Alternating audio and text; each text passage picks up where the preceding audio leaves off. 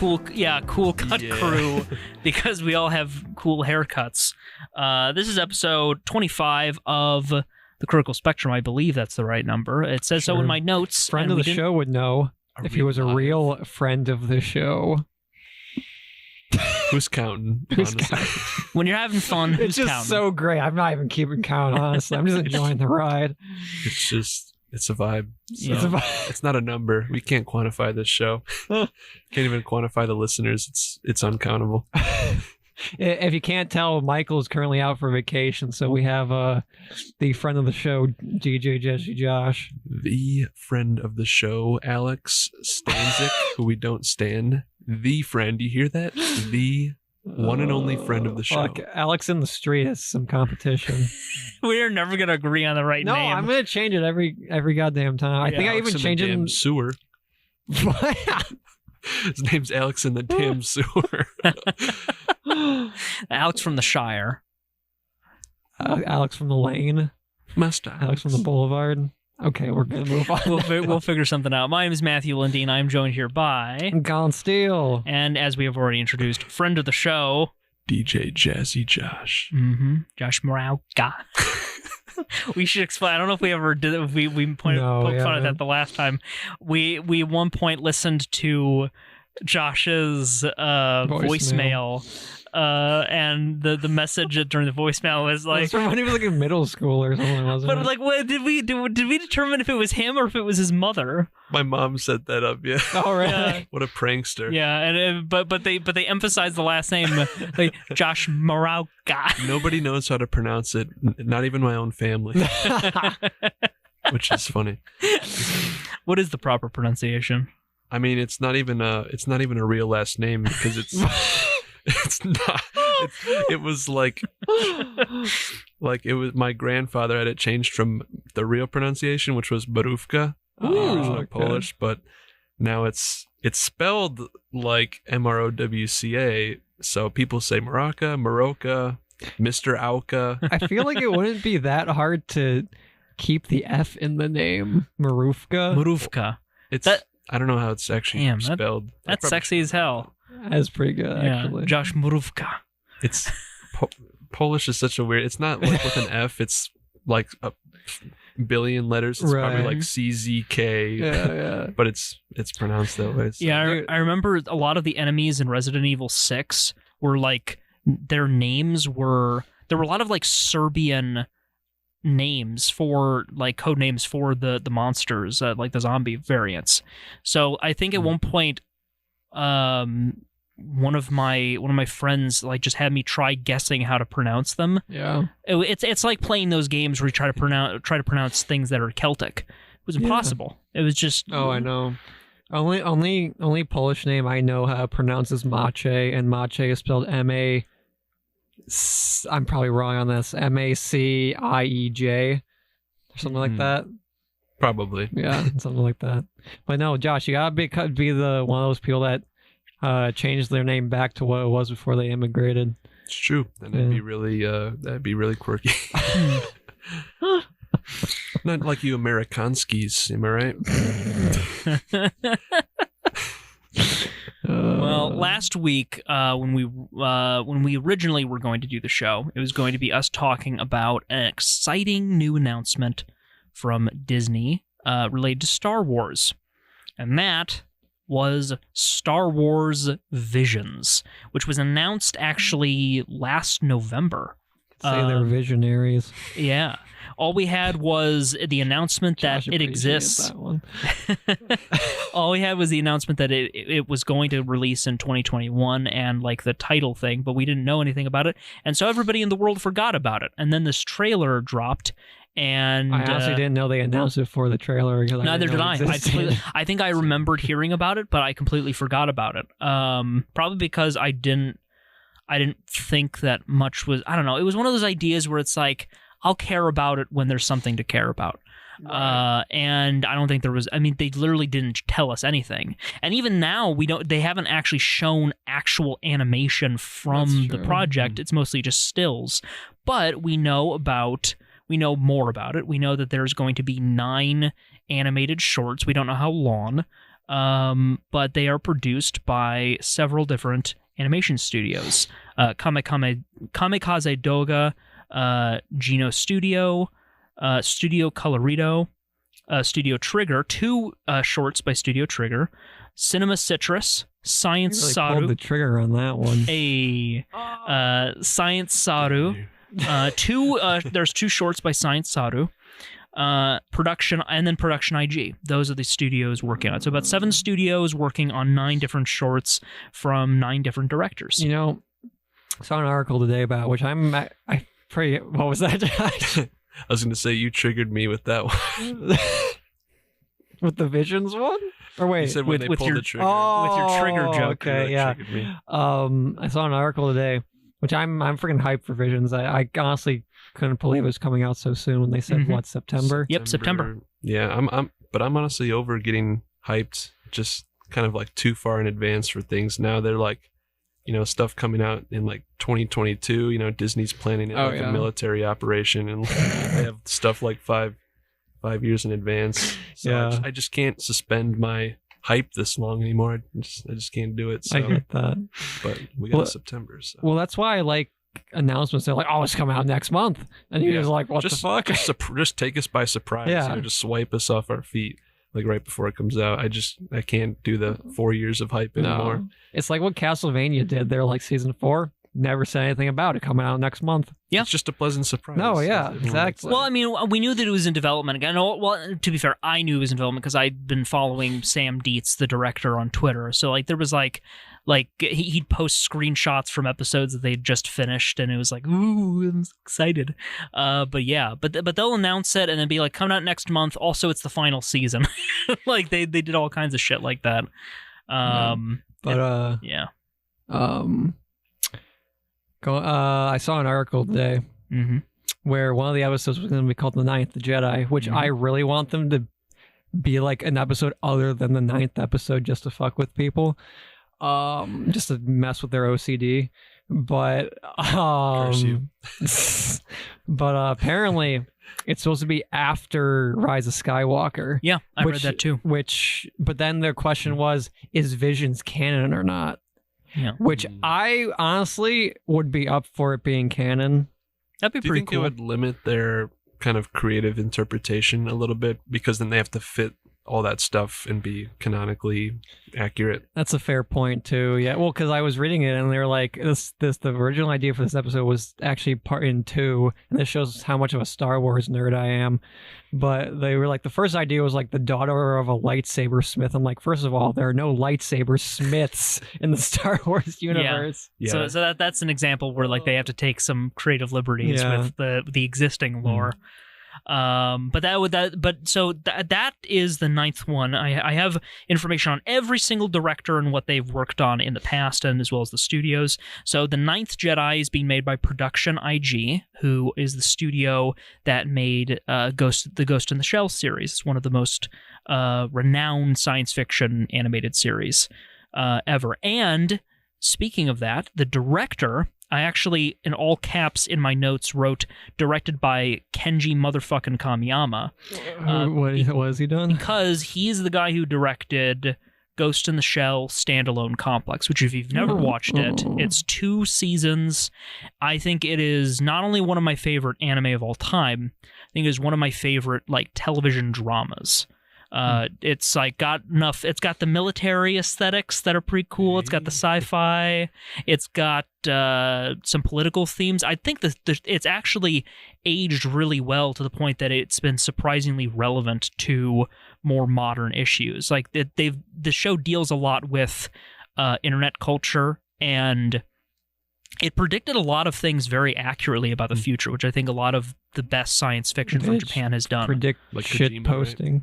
Pretty much. I mean, a lot of the first season of Standalone Complex was dealing with the meme, essentially, of this guy known as the Laughing Man. There was this incident where this guy basically kidnapped the CEO of a company, and he had hacked the security camera so that there was this kind of smiley face symbol over, like, covering his face, because he was like this hacker. And that whole incident ended up kind of creating the meme of the Laughing Man and thus creating what the show refers to as a standalone complex, because the entire series is a series of standalone episodes that, through one way or another, all connect together in one complex form. Like the internet is interconnected. Exactly. The memes. And the second season even delves into stuff like fake news, because there's a lot of manipulation of narratives going on, and there's even like a refugee crisis that at the time that I was rewatching it was very relevant at the time. Right. What year was this released again? This show came out in like 2004. It's way ahead of its time. Way ahead of its time. They're in the Illuminati, man. They're just like they know what's up. That's a big trend with like a lot of Japanese writers. Like even Kojima, like when he's talked about some of his projects, he talks about how like a lot of what I try to do in writing is I try to predict how the world might be in like 5 years, 10 years, 20 years. Yeah, he's definitely not getting the Illuminati, footnotes on the side. Yeah, exactly. The footnotes. Yeah, they're going to give we just got done destabilizing a bunch of nations. Give the footnotes to that science fiction author I like. Or the little like to-do list on the Illuminati refrigerator. It's like take over this country, blah blah blah. So, but if Visions in some way, or if one of these stories is canon, it would technically be the latest, the story that is the latest in the canon timeline of Star Wars. So that could be cool. And if it was canon, that'd be great. Like, Kenji Kamiyama will have made Star Wars canon with an animated short. And I think that's awesome. That's why it also addressed my very pressing question of where the hell do they go after Rise of Skywalker? If, Yeah. Should they go? Exactly. That's also the question. This is what I was presented with. I mean, you guys, I think, are bigger Star Wars fans, but at the end of Halo 3, I honestly think it was the same. You could draw a parallel between Rise of Skywalker and the end of Halo 3, which I think perfectly capped off the trilogy. So a lot of people are like, people now are saying, Master Chief's showing his age. They're still telling stories about him. I think he should have ended in Halo 3. What do you guys think about Rise of Skywalker? Do you think, where do you think they should even go from there? Should they do anything? Well, sometimes there's stories that you just think to yourself, like, they can't possibly continue it. But then sometimes when they do, they fucking nail it. Yeah. Like, I mean, I don't think that something like I probably wouldn't have thought that John Wick needed a sequel, but then we got two more and they were amazing. And I'm glad Halo 4 exists, by the way, but that was just my opinion at the time, and it's kind of now the opinion people have. But yeah, that's a good point. Yeah. It can sometimes pleasantly surprise you. Did Last of Us need a part 2? Probably, given the way it ended and the things, probably not. It's like when you watch a movie and it's like a rather artsy film, and you think like it's almost the idea of a sequel seems antithetical to the artistic intent, but then you're like, well, it's the same people making it, and then it ended up being a tour de force. And so, if you got the right idea, you got the right idea. I think that with Star Wars, really they can go nowhere but up from Rise of Skywalker. I'll agree with you on that one. I would say that I think a lot of people tend to let the quality of Rise of Skywalker taint a lot of the early excitement of that sequel trilogy. Because I remember Force Awakens very fondly. Yeah, we've talked about the sequel trilogy before, but in my opinion, and I get why they did this. It was just a rehash of the original trilogy, but at the same time, I get why they did it to get a new generation into it, sort of. But in my opinion, the can stops at Return of the Jedi. In my opinion, it's for me personally. But what about Mandalorian? Okay, Mandalorian. Yeah, but see that leads into the interesting theory that Mandalorian is starting a new canon timeline after Return of the Jedi. But wasn't that the implication that that Grogu's blood was being used to create Snoke? That's the implication, yeah, but look, fucking Grogu's making Disney millions. They're not going to kill him off. Are you kidding me? Of course they're not going to kill him off. I'm just saying, I think there are ways for them to pivot around the mistakes they've made and move forward.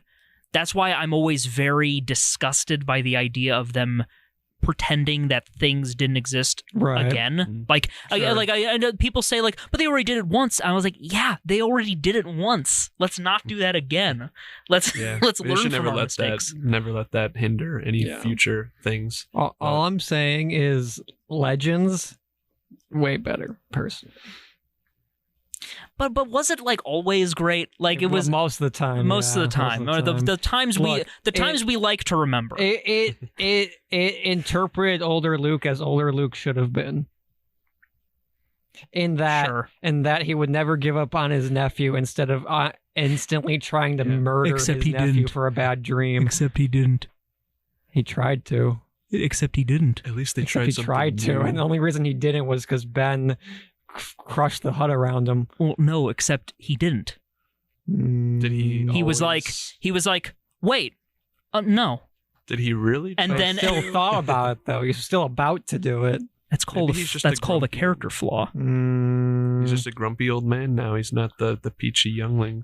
See, that's the problem with Star Wars is you have like multiple generations that you're trying to placate at the same Right. time because you have the extreme, the generation older than us, the extreme nostalgia of the original trilogy. People were around during that, and then the prequels. Now, like a new generation coming up. So, I would hate to be making the shot. I honestly think Force Awakens was a more like conservative kind of like not treading too far into new territory because like we said it was so similar to the original. It was just like it was almost like a nostalgia Yeah, machine, but then they obviously changed that with 8 and 9, so Yeah.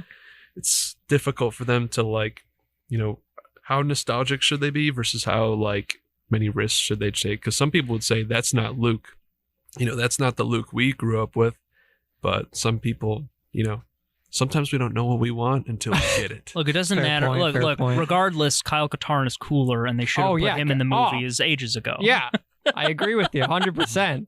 Look, all I'm saying is when Mark Hamill disagrees with how the character should have been played and the entire cast don't like the film they also made, I mean, that's telling you something. I mean, they all didn't like Rise of Skywalker. Well, right, that's what I'm Yeah, saying. exactly. Yeah, they didn't like how it ended. People didn't like the prequels or episode 3, and look at That's how also they true. look now. Hey, I've always loved episode 3. Episode loved it. 3 aged like fine wine. Oh, of course. Episode we should 2 rewatch aged it. like milk. We should, But we should have a prequel night. we That's what I'm saying. can we just have an episode 3 night? Look, the what's his name? I'm forgetting his name. The silly character. The silly Jar Jar Jar? Jar. The silly I don't think I should even be The silly qualified to character. speak anymore because I forgot his name. But no, honestly, that meme, that's such a forced meme. That Jar Jar's for kids. It's just stupid. Look, you go back and watch the movies, and it's just like that's like a little tiny thing Yeah. that they put in for kids because Yeah. that was one of the target audiences. Yeah.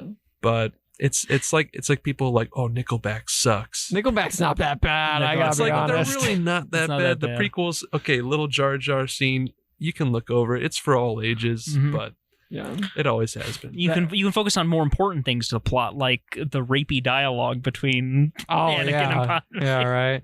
But that's why when I was making my essential Clone Wars episode list, there's only one Jar Jar episode in because that's the only one he's in that's actually integral to the overall plot.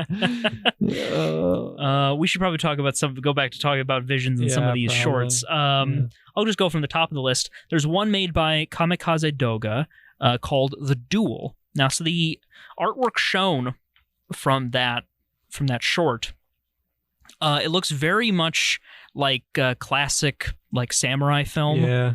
The character designs are by Takashi Okazaki, who you might remember his designs from, most notably, Afro Samurai. So he has a lot of some very like striking, like whenever he draws like the strong male characters, they're just face wrinkles, just to like make them look as grizzled as possible. Sunbeam. Do we know if? Well, because from the looks of it, it's all going to take place in like the mainline movie series timeline. I want to see one that's in like the High Republic, like the new era they've been doing in books and comics and stuff. That would be cool. Yeah, I feel like there must be at least one that kind of goes like earlier in the story. thing is, so they only showed like character designs, and that's why I feel like this might be the biggest divergence from what we're seeing versus what we're going to get. Yeah. This is directed by Takanobu Mizuno. Now, his most notable credit as a director is working on the Japan Animators Expo. Now, if you've never heard of it, the Japan Animators Expo was Matt, I haven't heard of it. Oh, good thing, I'm in Colin. luck. Oh, You're in luck. The Japan Animator Expo was this like website that a bunch of different studios, Studio Kara, some of the people from Studio Trigger, a bunch of studios came together and got some like younger animators to come and work on some new animated short films. And some of these were like, maybe 10 minutes, some were like 3 minutes, some were just music videos. This is where the viral sensation Mini Me came from, was the Japan Animator Expo. Oh, I remember the fuck. You just brought up a lot of memories. Yeah, I did. And so stuff like that came out of it, but it was basically like for a limited amount of time, for like a couple of months, for like maybe about half a year or so, there was these animated shorts that were uploaded in a kind of a cycle, and you could watch them, and they had English subs and everything on the website. And now you can find most of them on YouTube, but the website isn't there anymore. But it was an opportunity for people to just kind of experiment and create new things, and it brought all kinds of awareness to new directors. So I'm excited to see what this guy can do with a new animated anthology, but I should mention that Kamikaze Doga's animated works are most typically CGI, or a merger of hand-drawn animation and CGI, similar to what they did with Batman Ninja, which also had character designs by Takashi Okazaki. So if you've watched Batman Ninja and you looked at those character designs and you were like, damn, that looks pretty sick, then there'll probably be a similar visual style with this new animated short. By the way, the short from the Animator Expo that director Mizuno directed was number 16. It was called Tokyo of the Moon's Shadow. Name. It's very strange. I watched it and I was skimming it and I was like, I don't know what's going on. Is it as strange as Angel's Egg? I've seen parts of Angel's Egg, and that's. See, I feel like Angel's Egg is at least like intelligible. It's not always easy to understand, but I feel like if I watch Angel's Egg, like I'll watch the whole thing and I'll be like, may not get it in the first viewing, but I can probably get it on the second viewing. Sure. Here, I was watching it like, what? I was very confused. Wait, Professor Matt, what does Tokyo like literally mean? Because you said Tokyo of the Moon's Shadow. Well, so the title is Tokyo of the Moon's Shadow, but Tokyo spelled Tokio, not the city Tokyo. Oh. I don't know, but I think that might just be a name. The name Tokyo. Gotcha. The next animated short is called Lop and Ocho by Geno Studio. They are the studio responsible for, they made the recent hit series Golden Kamui, if you've heard of that. Is this those guys who are doing Tatooine Rhapsody? No, that is a different studio. I want to see that one. Yeah, actually, let's talk about that one first. Tatooine Rhapsody, that's produced by Studio Colorido. They are the studio that worked on a little film called Penguin Highway. If you've never watched it, I highly recommend it. It is criminally adorable, and it was actually my favorite film of 2019. I highly recommend it. They make beautiful, beautiful films, but this short is called Tatooine Rhapsody, and it is described by its director, Taku Kimura, as a rock opera. I'm really gonna be disappointed if they don't have a Freddie Mercury look-alike on stage at some point. That would be interesting. I'm just excited to hear what kind of music they have. Like just one of those one of those guys from the Cantina in New Hope that just have like their really big tusks. Yeah, I want that to be the Freddie Mercury look-alike. But that one is actually, it's going to have. We know from the trailer that it's going to have Jabba the Hutt in it, that one. And it's also going to have Boba Fett in it. Both of them are going Boba to be... Spaghetti? Yeah. They're both going to be in that animated short. That, Josh? What? Why did we call him that when we were playing Battlefront? Honest to God, who knows what was... Is it because the tentacles in the Sarlacc pit, like... Maybe? I have no idea. I think spaghetti was just widely in our vernacular at the time. Yeah, I think we were injecting spaghetti into many Into, like, names, everything? phrases, Yeah, that's fair. events. Most I think likely. spaghetti was on our mind a lot. A little bit of background on Taku Kimura. He's another one where when I was looking at the staff for some of these directors seem like they're somewhat not green, like not like they're completely new to the industry, but they don't have as many like big projects that like you look at them and be like, oh yeah, that super popular thing, which is great because if they're getting work for something like Star Wars Visions, it could be a huge boost for them. An And their exposition, you popularity. might say. Well, but then this is kind of a side tangent, but the same thing could be said for regular Star Wars films. And look what Hayden Christensen's done after Star Wars. Insert cricket noises. I mean, that's true. Although you could argue against that with Ewan McGregor. Granted, exactly. he didn't do anything for a long Same time. with the tragic story of young Anakin acting. Oh yeah. Well, his is a weird case though, you know, because Yeah. he's like, oh, I hate Star Wars, but he still goes to conventions to make money. Yeah, and then there's the classic Harrison Ford. Look, This and- Harrison Ford, I'm seriously convinced has never done a role he's liked. No, he liked. He was happy when he was in Force Awakens. Like you could tell. Like I mean, Because he got killed. Oh no, well. well, I mean that too. But He was- or he knew he was and that's getting why he was smiling in Rise of Skywalker because he's Yeah. like, I'm dead. I finally did it. I finally got out I of did this it. shit. I did it. I'm only here, but it's Look. like he's still there. Oh, Yeah. Only reason he got found out was because he was George Lucas's carpenter that hid weed in his jacuzzi. Yeah. He would hide drugs in celebrities' jacuzzis. rags to riches. Yeah, right. Yeah, he needs to stop. He needs to look- stop flying planes. Yeah, that's true. But yeah, because Han Solo was supposed to be killed off after 5, and Yeah, he was supposed to be killed in Return of the Jedi. That was going to be. no, in Empire Strikes Back. Really? That's why they froze him in carbonite, was because they weren't sure Harrison Ford was going to come back. Yeah. Oh, really? Yeah, Okay. because Mark Hamill went up to George and was like, "Hey, I noticed that Han wasn't in the script. What's that about?" He's like, "Oh, I'm not sure if Harrison would want to come back." So then actually Mark Hamill convinced him to come back. Nice. So Well, because I think if he had died in Return of the Jedi, I think that would have been a fitting end for his character. But well, he was also supposed to originally die in New Hope.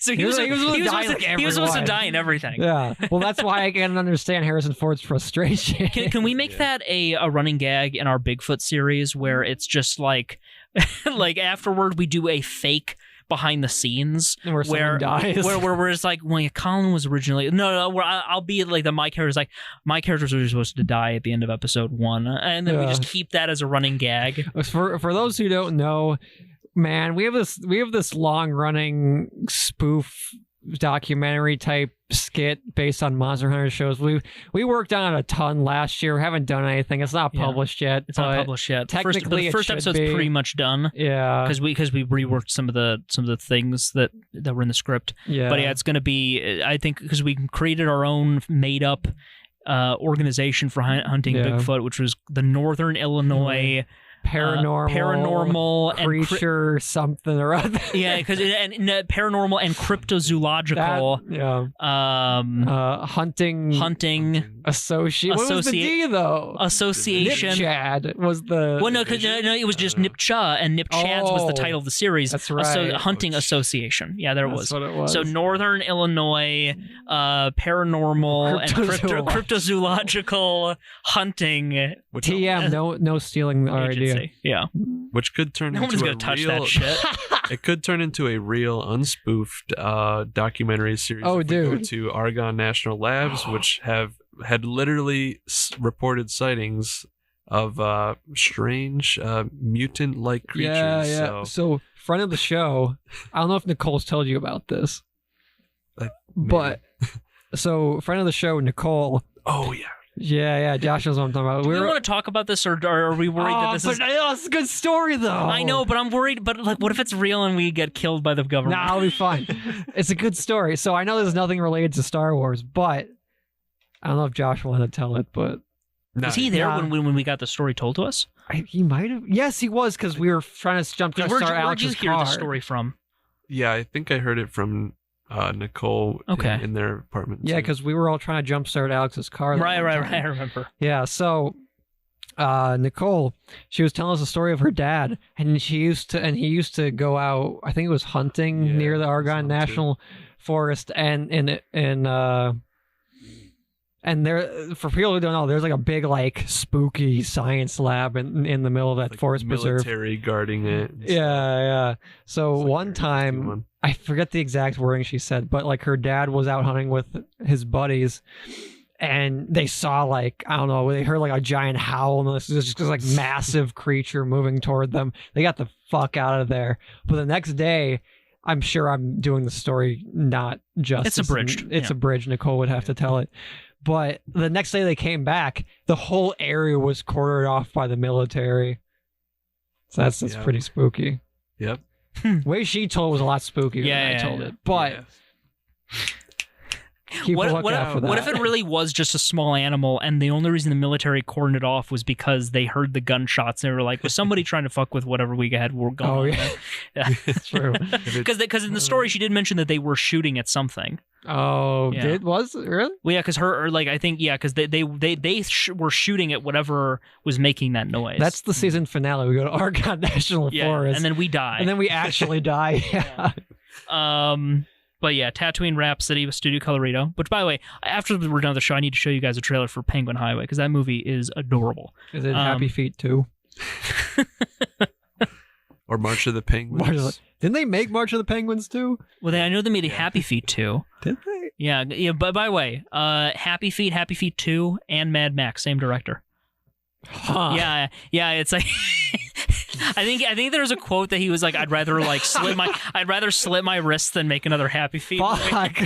or something. Like, I don't know. I think he. What range? But it also it was like a lot of the staff of that movie. Like I think the cinematographer also worked on both. So it's just so that director. I'm trying to remember what his name is. George something. The good old boy system, but for Hollywood and Happy Yeah, Feet hold on. movies. Yeah. Mad Max director.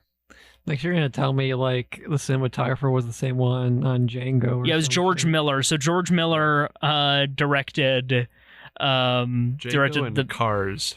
yeah. Same. Anyway, let's get back to Star Wars Visions. Lop and Ocho, the one that I skimmed over. We don't know much about that except that it's got a cute bunny girl as the protagonist. Oh The real yeah. pressing question is that cute bunny girl canon? That's a good question. Yeah, is that race canon? I don't know. I hope know. so. It's a very cute Is character she a design. Jedi or is she just a... I don't know. I mean, I hope I don't know. I hope most of these characters aren't Jedi, so that we can have some variety. Since every Star Wars protagonist has to be like a Jedi, unless it's the Should Mandalorian. turn Yeah, into fair. be like a Sith Lord, like Lord Darth Jar Jar. Right. Yeah. That was a great theory. I want one of the episodes to actually make a Gungan Sith. Just That'd to be play great. off that meme. That would be great. Yeah. We know it's directed by Yuki Igarashi, who he's a key animator who has worked on Attack on Titan, Flip Flappers, Guilty Crown, Mob Psycho, and more. So he's got a lot of experience with animation. It's really nice to see like animators like that like kind of graduate up to a director level, because it's kind of like, you know, with the anime hierarchy of the industry, it's usually like, you know, you spend years doing in between animation, then you move up to being key animation, and then you might get to be an episode director at some point. Right. So that's really cool to see. It's also good because then by that time you have carpal tunnel, so you don't want to keep constantly, you know. It's a well thought out hierarchy. By that point, you're like, with carpal tunnel. I can't animate it, but maybe I can do the storyboards, and I can tell all of you how to do your jobs. It's great. So episodes 4 and 5. I don't know. The way this is just the order in which they listed them. I don't know if this is the actual order of which they will appear in like a queue.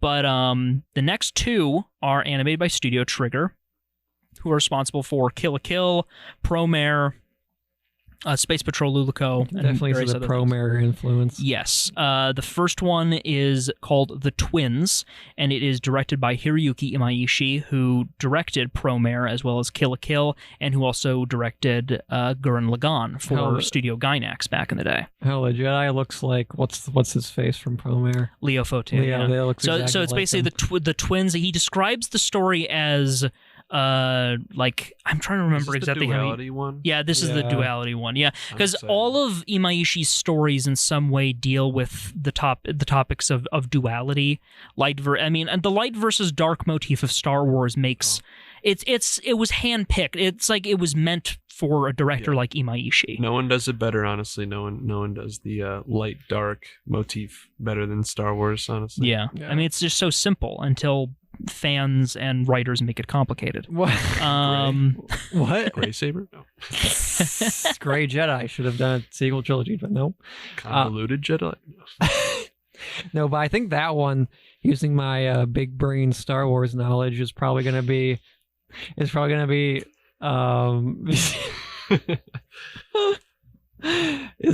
be a Jedi, obviously a Jedi, but it's going to be after Order 66, but then one, like, his twin gets converted into an Inquisitor because it looks like they have the Inquisitor outfit on. Oh, and shit. the twin looks so cool. She also looks cute as hell. Like they had Is it she or he? she is the I don't know if it's two sisters or Brother, but sister. but the Sith is definitely that girl. They had some character designs released.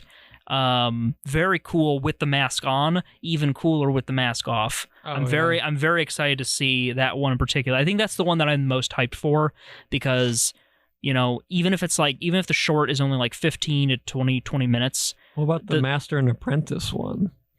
I'm getting there. That one, but that one's the one I'm most excited for, mostly because it's Imaishi.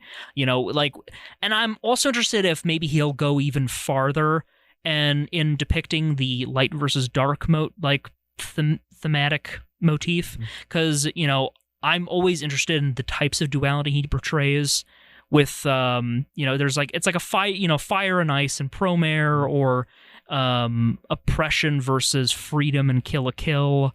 You know, there's some interesting things that he does with themes through visuals, and it's usually a particular visual motif that is at the center of the entire creative process. And that's what I love. It's everything feels intentful, even when it's just ridiculous and silly. So it sounds like Imaishi's like kind of like an auteur. You know, he's kind of got his own. Does he have like a like an interesting approach in depicting duality? Does he kind of? Would you walk away from, like, if you've seen all of his films depicting that? Would you like walk away with a consistent message, do you think, about duality, or does he kind of try to, you know, say something interesting or different each time? Would you say? I think it's multi-layered, because I think you could watch something like Promare and just go away thinking like, man, that was a really fun and crazy action film with some good emotional highs. But you can also, like, when we did our review here on the podcast, like I mentioned how, you know, there was, you know, there's various themes of kind of like, you know, there's some themes of combating fascism. They use a lot of the imagery in the film, just the use of shapes in designing the environment or designing character designs.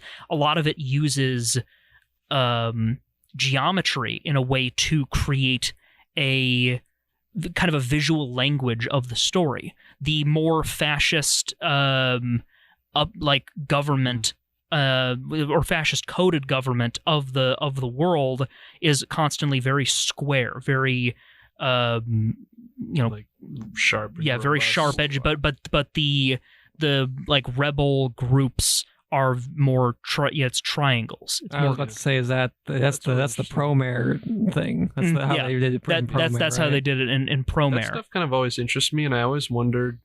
I always wonder, like, to what degree that stuff is like intentional, or is because it seems like it's almost like universally understood, like what kind of like certain geometries, colors, shades kind of like represent. And it goes underappreciated. I don't ever think, like, I so rarely think about that unless a director explicitly. Like it, the directors actually said in an interview, they pointed out how the shapes were a conscious choice, and that was when I was like, oh man, I thought that was just like that was just something that had been pointed out to me in an analysis of it, and I was like, whoa, this is crazy.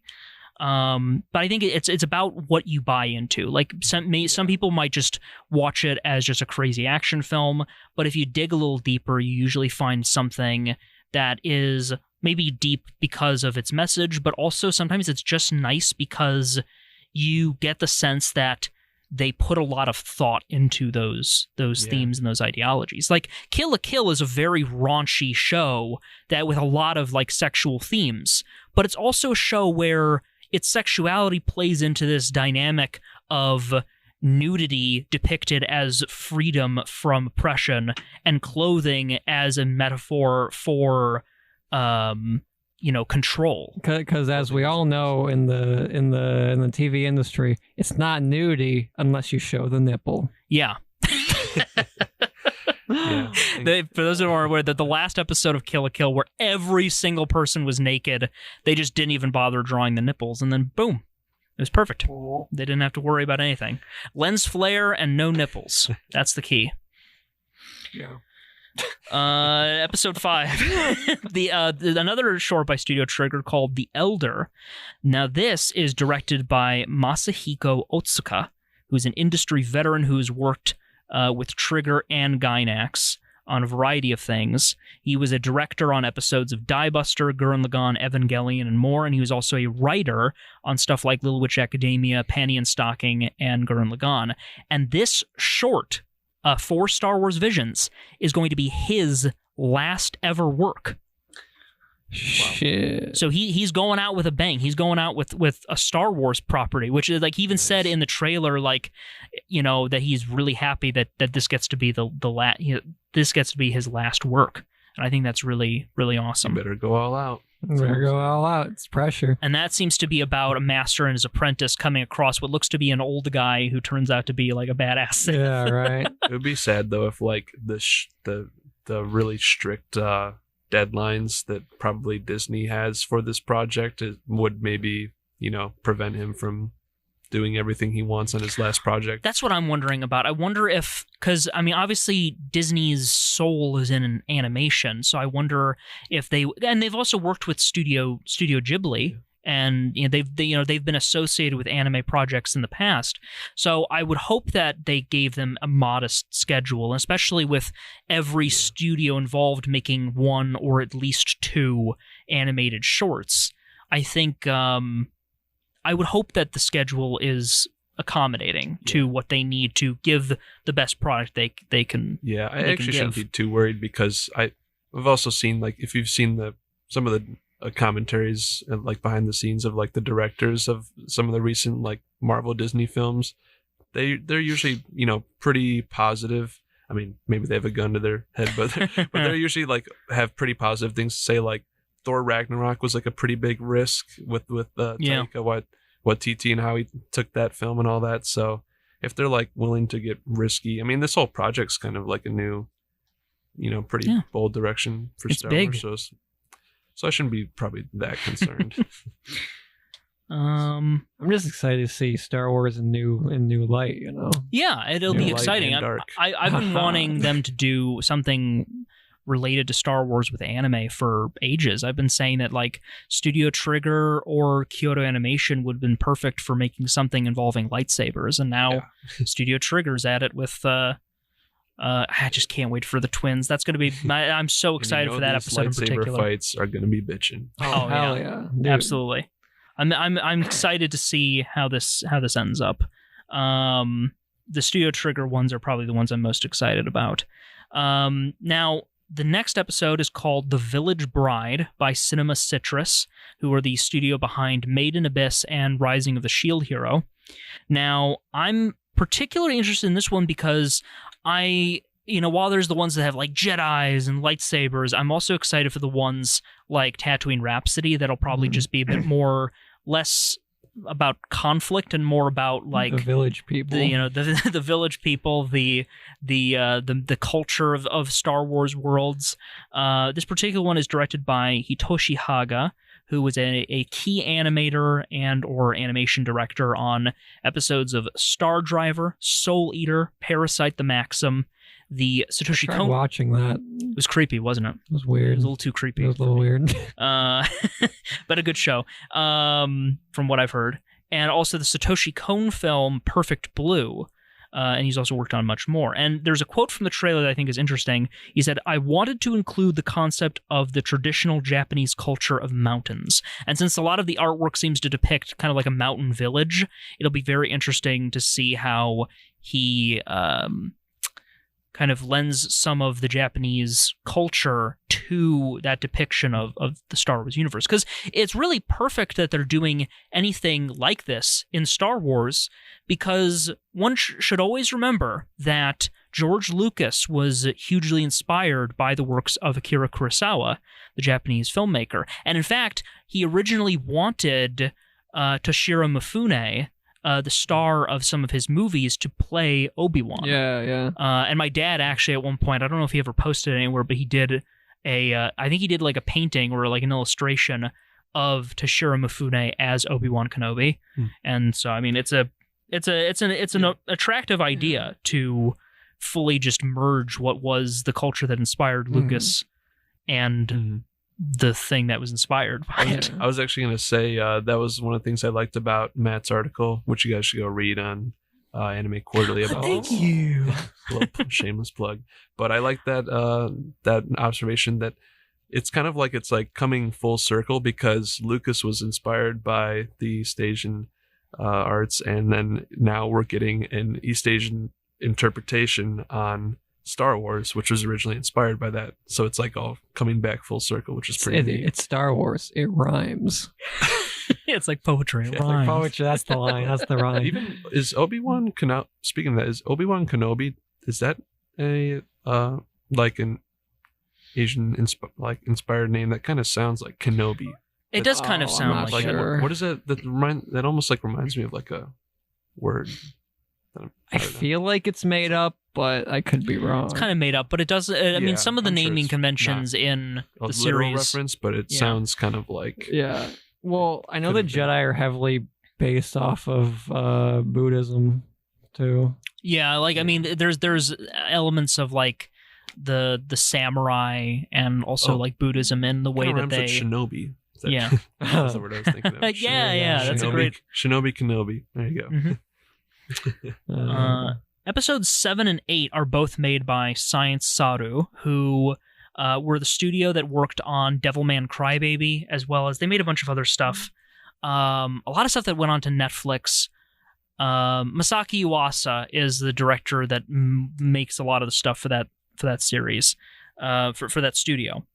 But I don't know if he's associated with either of these projects. He might be doing key animation at some point. I wouldn't be surprised, because he's a pretty big name in the industry. But the first one is called Akakiri, and it's directed by Enyun Choi, who is the studio's co-founder. And she has quite a big portfolio. Pretty much anything from Science Saru she's had a hand in. But she also worked on the show Space Dandy. And oh my god, I'm convinced she just made the entire episode, because her credits are script, storyboard, episode director, art design, character design, key animations, and story drafting on the 9th episode of Space Dandy. That sounds like she made the episode herself. I think like she may as well have, because it seems like she just had a hand in every part of the creation of it. And so that makes me excited to see if... that just makes me excited to see what this will be, because this tells me that this might be pretty like weird and strange. Yeah. Well, I think she even said in the interview, like when she was approached about it, she was like, "Oh man, can I even do this with Star Wars?" Yeah, and so yeah. I'm very excited. Well, speaking of credits, who really needs to start being credited in movies and shows? The unpaid interns. Yeah. Oh, make our credits longer. No. We Hey. gotta make it longer for that Easter egg scene at the end of the Marvel movies. Yeah, No. right. Hey, shout out to Warner Brothers and that piece of shit new Space Jam. Is it bad? Well, I have beef with it for the one reason that they aren't crediting the voice actors What the in the trailers. fuck? They'll be like Bugs Bunny, Donald, Daffy Duck, Yeah. but then they'll be like, and Zendaya as fucking Lola Bunny. It's like, credit the voice I was gonna actors. say, that's pretty shit. Or like when yeah. a song doesn't credit like the secondary singer, it's like, Yeah. what Yeah. are you doing? Right. Yeah. It's ridiculous. What if that's my favorite part of the song? and Yeah, I can't oh. find them. It really undervalues the work of voice actors when they aren't properly credited in these films. And listen, Zendaya is a fine actress. Tom Holland is a fine actor. But And when they're dating, they're even a finer couple. but my God, I almost hate them because of what Hollywood is doing with them. They're just like putting them in everything, and they're putting them in everything that's animated, and they just have to credit them so unfairly every single time that they're in anything. Kevin Hart and The Rock were like the big thing. It's like, we can't escape from you guys. Yeah. Yeah, right. It's like, my God. Tom Holland, friend of the show. Is he died? Is he? Remember friend of the show, Tom Holland? What was that? That was a callback to a previous episode. I don't remember that. I don't remember that. I don't remember. That was a niche Critical Spectrum. Oh fuck! That's Easter why egg. so he's niche, part of the show. so Tested niche you. that we don't even remember. All right. We're gonna have to go back and then deep dive that. The other Science James Saru short is called I think it's T0B1, or I don't know if it's 2B1, which I love it if it's I would love it if it's 2B1, because there could be a play on that involving the theme, because I know that it is like about a droid. I know there's a droid main character that is directed by Abel Gongora. Now, this guy's credits are somewhat slim in the history, but if you are a fan of the show Keep Your Hands Off Eizouken, which was a show came out last year that was about a bunch of girls making anime in their high school club, the opening got memed to hell. And you probably, even if you weren't aware of it, you probably saw a variation of that opening that was featuring other characters from another show or different medium. But this is the guy who made the opening for Eizouken. My notes for this, that's really all I have for this short. It looks cute, and I just said that was what this director has done in the past. I said, this guy made the opening for Eizouken Pog.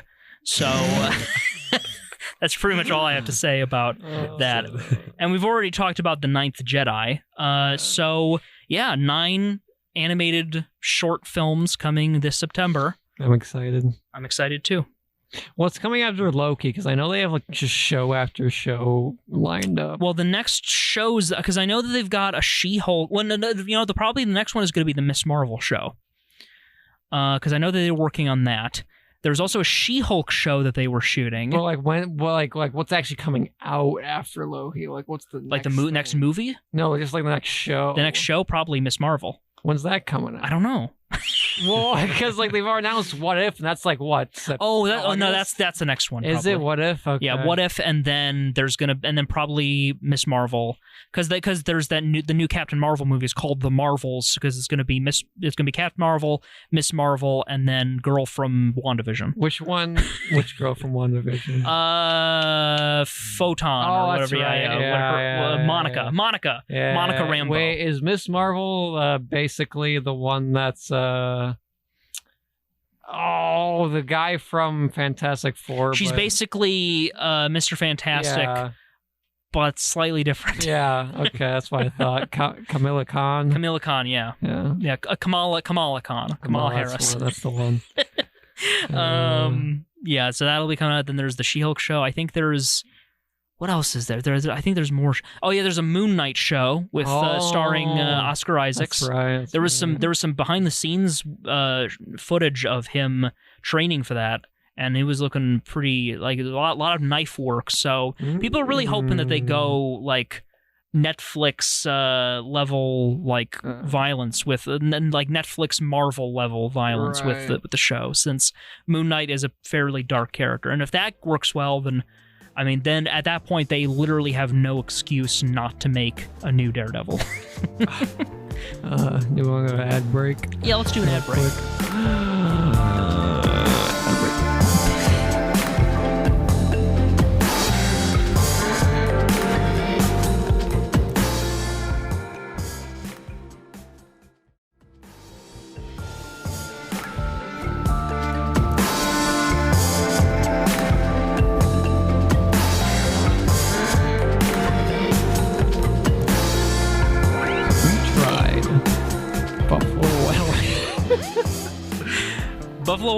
not Weeknight Bite. Not by that's our other show from high school. Critical Spectrum food review. On the spectrum, boys. On the That's the part of the thing that's on the autism. spectrum. No.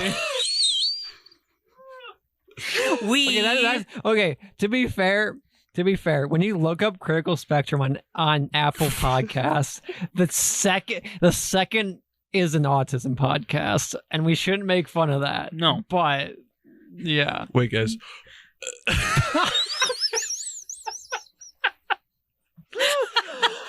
Oh God. Damn it, it didn't work that time. What? Okay, so imagine like years from now, we get really popular. Yeah. Sure. And they find this episode. Well, they find this episode, but here's the thing. This is the episode's forgotten. Years from now, because of the title, we find out that we actually have a really large, like, community in the autism community. We're going down a hole that we should not be going down. And but imagine everybody. Imagine we like overhear, like, you're at a coffee shop. Sure. And you overhear a conversation about people talking about the podcast, and they're like, "Oh, have you listened to the Critical Spectrum?" No, I haven't. It's like, oh, no, it's this pop culture podcast. All the hosts are autistic, and you're sitting there like, which is true for me.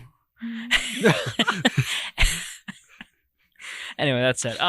Food review. We ate Buffalo Wild Wings. I was gonna say this was a joke, but if we're actually doing it, we can do it. We tried a smoked adobo, which I think is a limited time. Buffalo Wild Wing is never a joke. Never a joke. Spectrum. Yeah. But we went to Buffalo Wild Wings as we were one to do when we do this show on Thursdays. It's either usually ramen or Buffalo Wild Wings. That's the usual too. Yeah, I just burped. Yeah. I covered my mouth. But I burped intentionally into the mic so that I can listen to this later and then just laugh at that part. You're planting jokes for yourself. Yeah. There you go, Josh from the future. I'm looking at you. Yeah. Hey, Josh of next week. I wonder what he's doing. That one's right for now. you. Probably being a dingus. Yeah. My review though of Smoking Dough was good. It was pretty good. Yeah. We decided to. We decided to get. Yeah. No, that's it. That's it. That's about it. That's about it. It's pretty good. Matt, it was smoky. I really expect you to add like a musical transition after. Yeah, it was good. I mean, I can. There we go. Pogger's not good. Oh, okay. We're hip with the 14-year-olds out there. Mm-hmm. Yeah. Please cater at all audience ages. Also, speaking of 14-year-olds. Oh, we're reigniting the war. Let's go.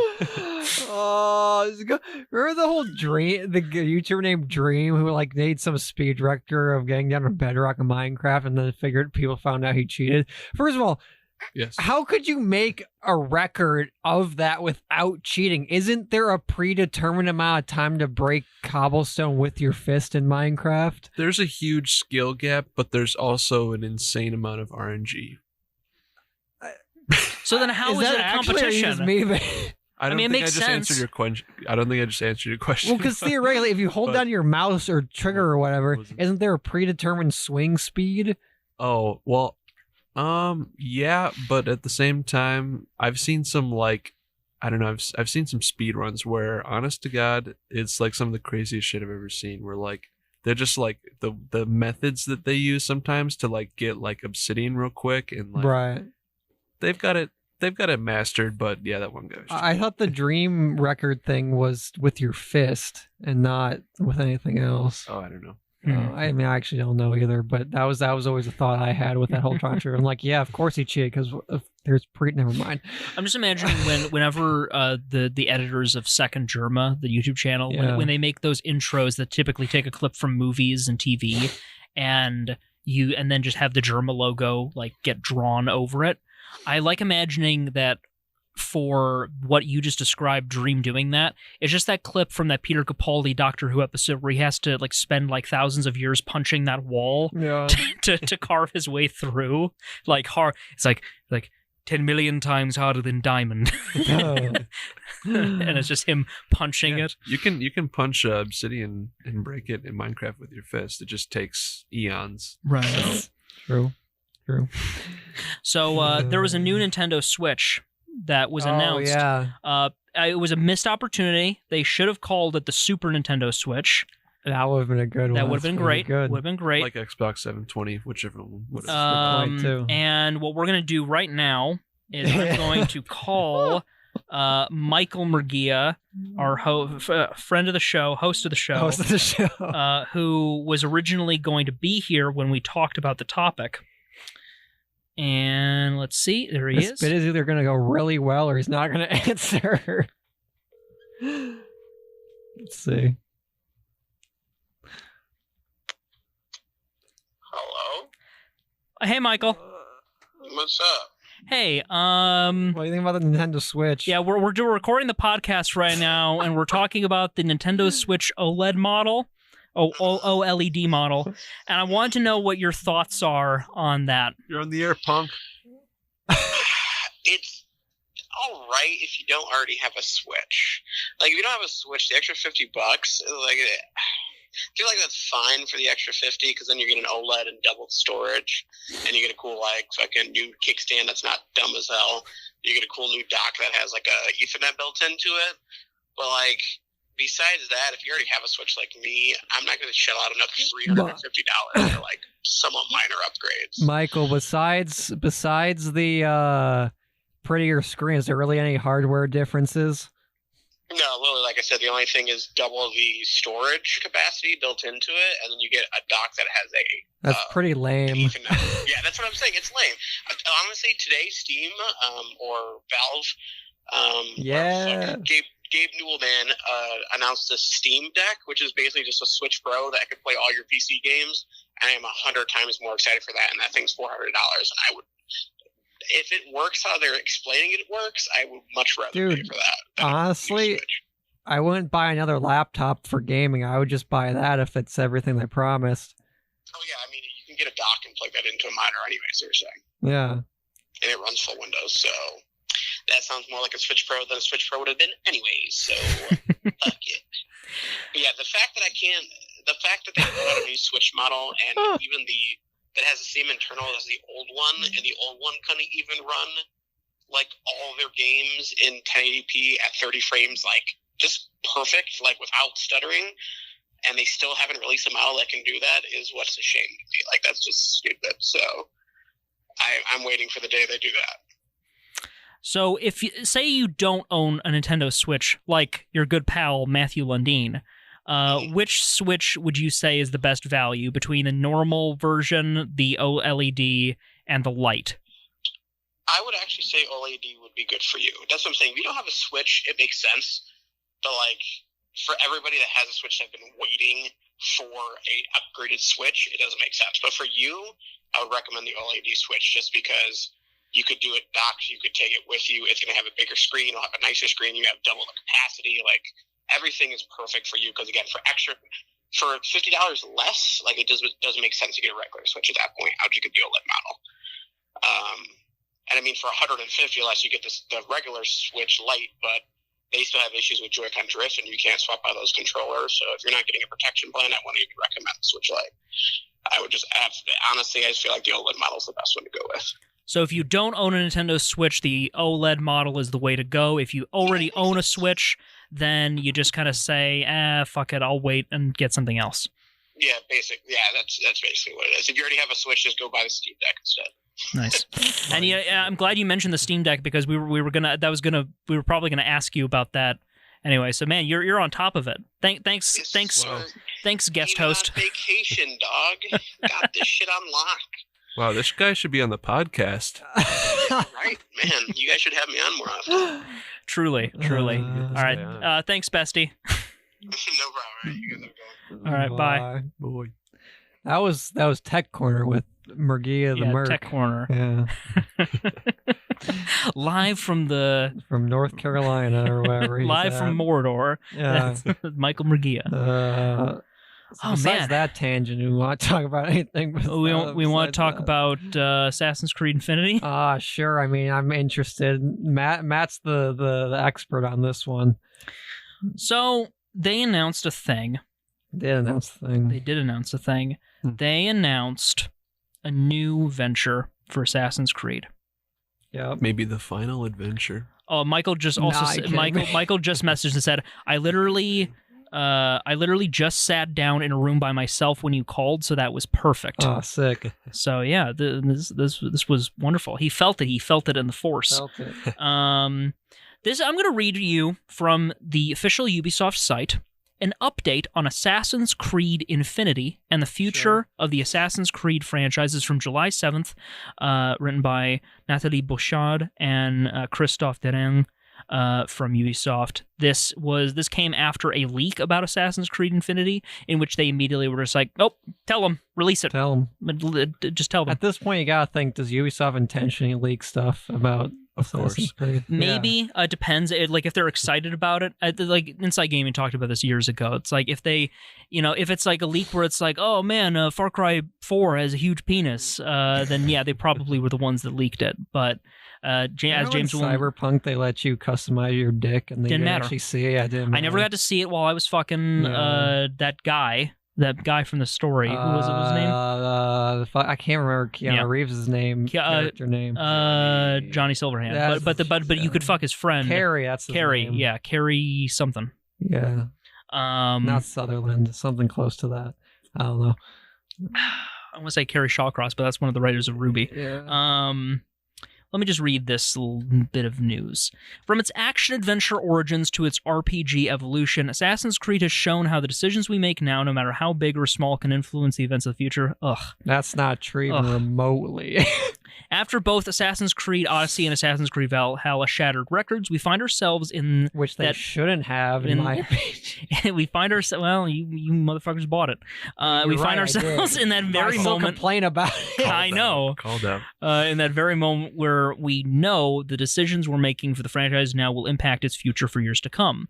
Along with our announcement of new content coming for Assassin's Creed Valhalla, we wanted to share some key updates on the talented and creative minds that will now be working on a collaborative cross-studio structure between Ubisoft Montreal and Ubisoft Quebec that will guide, grow, evolve, and define the overall future of Assassin's Creed.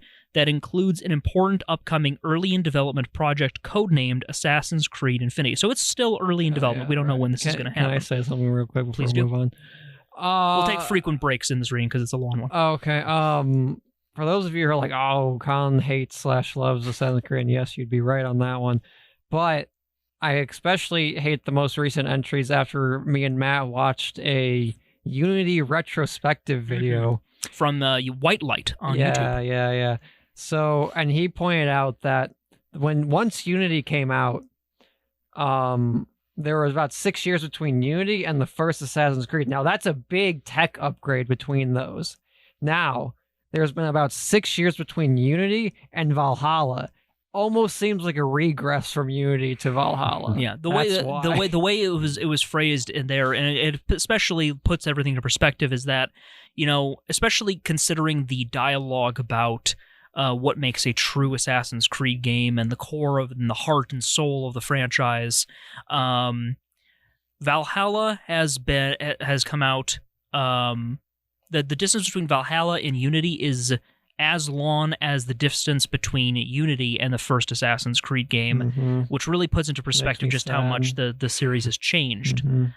Because Syndicate was really the last Assassin's Creed. Syndicate was a good game. Go play Syndicate. No one plays Syndicate because they got burned on Unity, but... Yeah. Syndicate. Syndicate also, so a little known fact, the music in Syndicate was done by the same guy who did the music for the PlayStation 3 exclusive Journey. And something I always love about the music in Assassin's Creed Syndicate is that it is highly responsive to where you are in the city. With the higher you go in elevation, the more the music will get kind of more airy and kind of mystical. And then as you're diving into the city's depths, from the top of a tower into a haystack, the music progressively builds. There is a very, if you ever just listen and focus on the music, there is a very dynamic beauty to the way the music is, to the way the music interacts and responds to the gameplay. Just something cool I thought I'd mention. But now let's get back to their little open letter. The new cross-studio collaborative structure will be led by Marc-Alexis Cotier, who will serve as executive producer of the Assassin's Creed franchise. One of the founding members of Ubisoft Quebec, Cotier, I think that's how you pronounce it, began his Assassin's Creed career working on Assassin's Creed Brotherhood before becoming creative director on Assassin's Creed Syndicate, and most recently senior producer on Assassin's Creed Odyssey. Cotier will be joined by Ubisoft Montreal's Etienne Alnoy, brand director for Assassin's Creed for the last 10 years, and their respective teams in ensuring the Assassin's Creed franchise continues to exceed the expectations of fans who have been asking for a more cohesive approach to its development over the past several years. Joint production efforts on Assassin's Creed Infinity will be headed by Ubisoft Montreal's Julien Laferrière, who has been named senior producer, overseeing production of both studios. Laferrière brings along extensive experience with the franchise, having worked on Assassin's Creed since 2007, before most recently becoming producer on Assassin's Creed Valhalla. Creative leads for Assassin's Creed Infinity will be a cross-studio collaboration as well. Jonathan Dumont and Clint Hawking will share leadership as creative directors, overseeing their respective teams at Quebec and Montreal. Before we get too far into this, do we want to explain the concept of Infinity? Well, I was going to let the post do the talking if they mention it, but basically what rustled everyone's jimmies about this announcement was that they were talking about the future of Assassin's Creed and this Infinity project as being a live service game. Which I don't know how that would work. Now, when you hear live service, I think the best way to describe it would be to compare it to something like Fortnite, which is a constantly updated game that would probably maybe be free to play. I don't know how they're going about this. It's just too early to tell. But when you hear live service, it kind of just like sort of reeks of this notion of modern gaming trends that kind of make us lovers of single-player action-adventure games kind of go like... and sort of just recoil in disgust. The original AC trilogy might be rolling over in its grave, if I'm not mistaken. But you know, that's because, like you said, it was just that single player story driven experience. Now it's, I mean, it even sounds like, you know, like it sounds like Halo Infinite, and the title literally sounds like it too. Halo Infinite, Assassin's Creed Infinity. They're both going live service. Like I said, I didn't know Infinite was going live service. Yeah, it's going free to play as well. It's going free to play, live service, microtransactions. So kind of just following that general trend. So, which is interesting because when we heard that, or at least when I heard that Infinite's multiplayer would be free to play, I actually thought that as a benefit.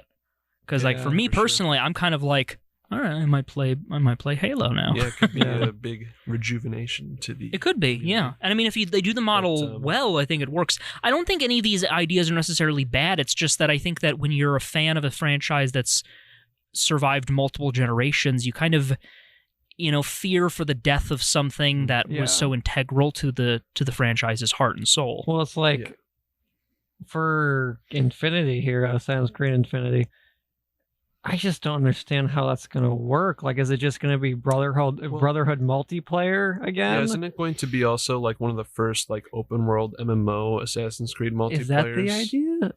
Could be, but that's what I was thinking earlier. Was that what if this is their way of bringing back Assassin's Creed multiplayer?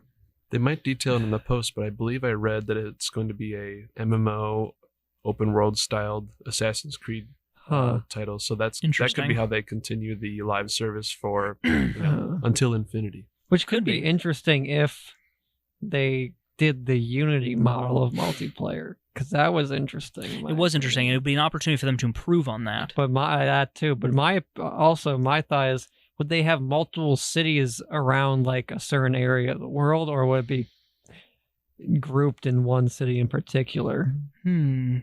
Because with MMOs, you could definitely do multiple locations. Well, imagine, if you will, if they did... Remember back pre-Brotherhood, when they were like, all right, Assassin's Creed 2, we've got multiple maps. Yeah. Multiple maps, and there would be a loading screen between them. If they did like a kind of an MMO type thing with Assassin's Creed, what if you have a bunch of cities? Maybe they're not as huge as the worlds of Odyssey or Valhalla, but... they're detailed. There's a lot of heart, and remember, one of Ubisoft's best attributes has always been world design. Sure. Yeah. Like, So- the way they sell content in the future is just release more. They maps and release new territories. Maybe it's like an MMO, like in WoW, if they release a new territory. Right. Yeah. So they yeah. could create new cities, update the game, and allow people to play new story content within new cities Mhm. around the world in different time periods. See, that's the thing that gets me though, is the different time periods. So they'll be part. forever locked into whatever time period they might choose for this, unless they somehow do something tricky with Right. the Animus, right? I got it. Something like I got that. it. They would have a character that you design that's like your like hub character that is universal through social elements of the game and traveling between different territories, but then in particular story content missions, maybe you then become the protagonist of those particular time periods. So like if they like gave you like maybe like a Desmond Miles character, and then when you as like your actual character, and then you Mhm. step into the Animus, and maybe you're playing on one server or realm that's in one period, and then maybe they can sell an expansion that, you know, you're still Desmond Miles and you still have that same character throughout all the time periods as like a central character, but Mhm. you can shift time periods or realms, maps, what have you, in or the Animus. what they can do is they can do kind of what they were used to do in the early stages, where you create a character that is your character in the modern day storyline. And then remember how back in the day, Desmond's facial model was just the same as the facial Mhm. model of whatever ancestor he was playing Yeah, as? yeah. They can do something similar to that. Unless it's like a completely different race, then they can do something different. But like they can try to do something similar to that, so that when you are playing, you really get the sense that you're playing almost like Cloud Atlas style. You're just Well, experiencing different like reincarnations It'd of be yourself. very odd though, because like if you're playing like if you make a European character and then they have a Chinese setting, that'd be very That's what I was off-putting. thinking. That's why I was like Yeah. that'd be more They'd have to difficult. like maybe they'd have to do something like I don't know, like create a character's soul or something. Yeah. Then yeah. But Because imagine having to create a different character for each time period, depending on the location, you know? Yeah. So Yeah. at a certain point, I think there had to be certain story content where it's a locked in, like this is Yeah. what the character looks like. Yeah. So last I was reading, I mentioned Jonathan Dumont. Dumont was previously world director on Assassin's Creed Syndicate at Ubisoft Quebec before becoming creative director on Assassin's Creed Odyssey. Meanwhile, this moment marks Clint Hawking's return to Ubisoft Montreal, having started the studio in 2001 as a level designer, Damn. game designer, and scriptwriter on the original Splinter Cell, Damn. before go. becoming, and this is huge, before becoming the creative director on Splinter Cell Chaos Theory, which is, I Let's still go. believe, to be one of the best stealth games ever made. It's pretty good. Far Cry 2, he also was a creative director on that, and most recently the creative director on Watch Dogs Legion. I didn't actually know that. That might have actually just convinced Legion me to is okay. check out It's Legion. okay. Um, It's all right. Splinter Cell Chaos Theory and Far Cry 2 are very good games. Can't say the same thing for Legion. This change means we're also evolving along with the video game industry. The pandemic and working from home have fundamentally changed the way we produce games, giving us a moment to reflect on our organization. Assassin's Creed was born within the walls of Ubisoft Montreal, and the studio built an incredible foundation for the franchise with the immersive skill and creativity of its team before Ubisoft Quebec then took the lead with Assassin's Creed Syndicate and Odyssey, demonstrating its ability to drive the franchise even further. Rather than continuing to pass the baton from game to game, we profoundly believe this is an opportunity for Ubisoft's most beloved franchises to evolve in a more integrated and collaborative manner that's less centered on studios and more focused on talent and leadership, no matter where they are within Ubisoft. Most importantly, Assassin's Creed has always been developed by multicultural teams with various backgrounds and perspectives that have influenced the depiction of its characters, locations, and cultures. While we know there's always room for improvement, we believe this new structure allows us to ensure that diversity and representation within our teams continues to grow and match that of our players. We hope that you'll join us for this incredible journey, and we're excited to share more of what's coming for Assassin's Creed Valhalla and Infinity at a later date, blah, blah, blah, blah, blah. Nathalie Bouchard, Managing Director, Ubisoft Quebec, and Christophe Dering, Managing Director, Ubisoft Montreal.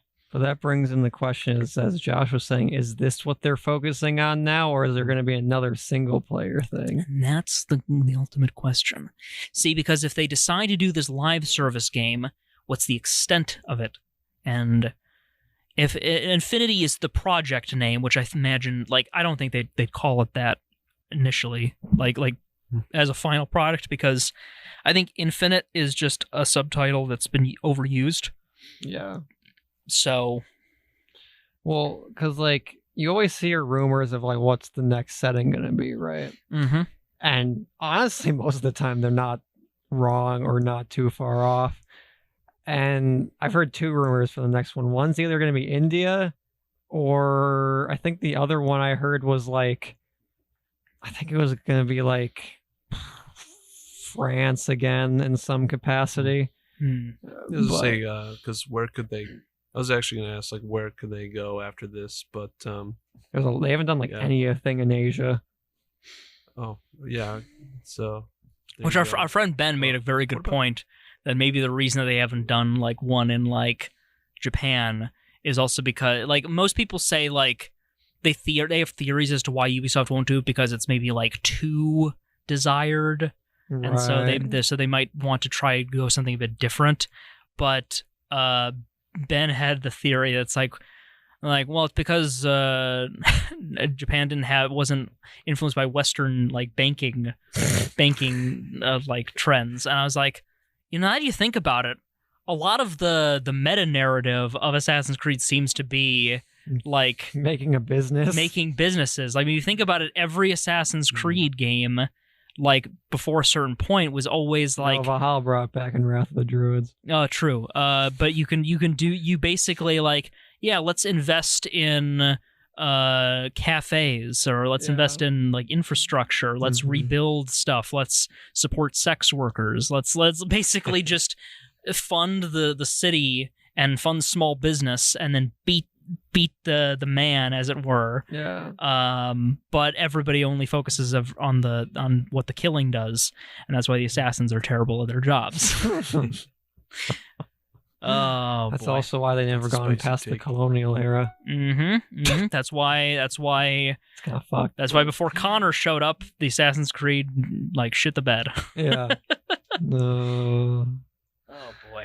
Yeah, I'm just I'm kind of very neutral on this idea. Like, I just need to see what they're doing with it before I form an opinion. You know, it would be great if they use this Infinity thing to basically milk the franchise for the rest of time, but on the side, they got another team to make one last Assassin's Creed in the modern day. Oh, that's Watch Dogs. You kidding me? That's essentially I know, Watch but Dogs. here's what they need to do. They need to, and listen, Watch Dogs Legion fucked everything up because I think they ended like Aiden Pierce's character arc. But how amazing would it be if we merged? We have a full merger. Merge the two, which they kind of did with that one character DLC for Legion, but yeah, you do merger of Assassin's Creed and Watch Dogs together with maybe some of the mechanics from like Splinter Cell Blacklist, and then boom, you've got yourself. I think that the best way that they could do it is to turn their Ubisoft games into like an MCU type thing. Yeah. Honestly, just bring everything together. I want Sam Fisher fighting assassins. I want Team Rainbow Six being like, because think about it, extended universe. Yeah. The Ubisoft extended universe.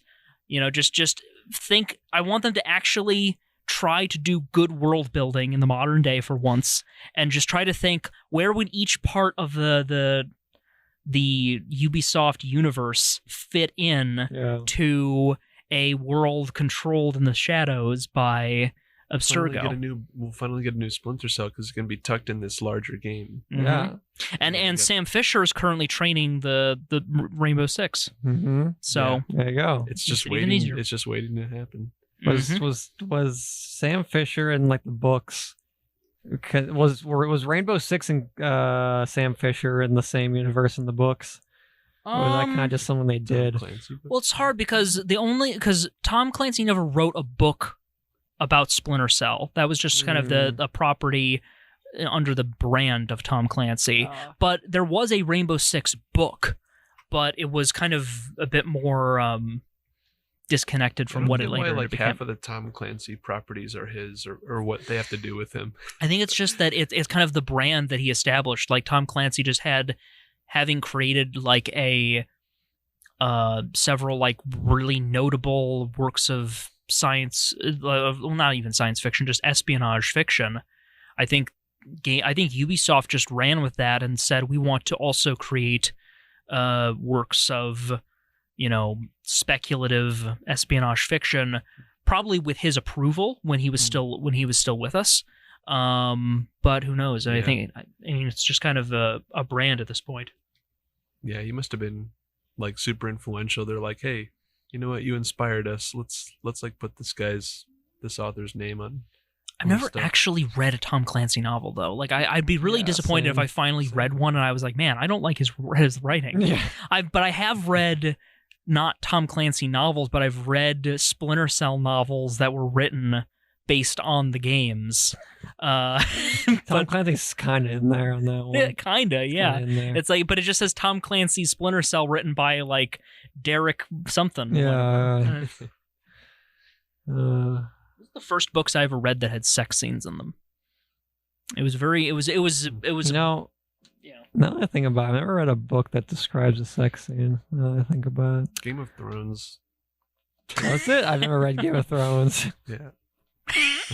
Yeah, the rapey scenes. Oh, I don't want to read that. And Dany, the Dragon Queen. Oh God, I don't want to read that. I feel like it's more awkward than watching it. And a bunch of other like sex scenes, I think. That and like I hated like George R.R. Martin's like criticism of Tolkien. He's like, oh, that's not real. That's like too high fantasy. Like real world, there's sex and there's taxes and there's politics. It's like okay, and then a happily ever after wasn't good enough. Like you need to have and by the way, Gondor has like a 5% sales tax or something. It's like not everything needs politics and sex. I mean, granted, like I enjoy politics and stories, but it's like what's the geopolitical economic situation of Middle Earth? But listen, George, you also made a story with like snowy zombie men. Like you've also made a story that you're literally never gonna finish, and we all know that. Stop pretending, George.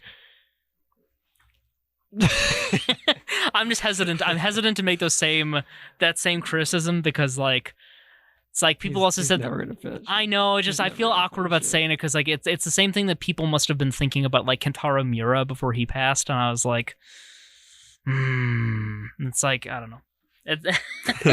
But yeah, it's probably not gonna happen. But here's the thing: take solace in this. Even if it was finished, we probably would give him shit because it wasn't as good as we I mean, of course, that happens with any like long running series. That's why when I eventually publish my novels, I'm gonna not publish. I'm gonna finish the last one, but I'm not gonna release it, and then I'm gonna fake my death. Oh, I thought you were gonna say I'm gonna release it like when I know I'm gonna die, so then I don't have to suffer the posthumously, backlash. just like what David Bowie did. Oh yeah, with his last album. Yeah. Yeah. David Bowie, what a legend. I would just meme the shit out of my last album, just make it trash, and then just release it when I die. Just do like some Kanye West type shit. No, just make it just have one full song of just me screaming. Or you make an entire album that's just you going on monologues with an auto-tune over your voice and occasionally like holding on a syllable. It's basically going to be an entire album that's Call My Dad by AJR, but it's like you're just like talking about, I don't know, like you're talking about the gray paint on your walls that isn't that gray. It's fucking terrible. It's not terrible so at all. Bad. Colin's family is selling their house, and they repainted his room. And the way he described to me, he talked about it like it was the darkest I gray. said light gray. Yeah, you said light gray, but even when you said gray, I was like, oh, but you complain about gray a lot, so it must be like a pretty noticeable. It's basically white. No, it's basically a not. white wall. Off-white. In a room that's not that well lit, it looks like it's just a white wall. An off-white I would define as like an eggshell, like yellow white, but Bone. bone white. There you go. Like Patrick Bateman's card. Eggshell. It reminds me of a dorm room. It's just if I had to stare at a gray wall all day, I would just get so depressed. Did you just have did you just have bad experiences with your dorm? No, and that's why. But every dorm room was a weird like eggshell white, light gray with not enough sunlight in it, and it's sad.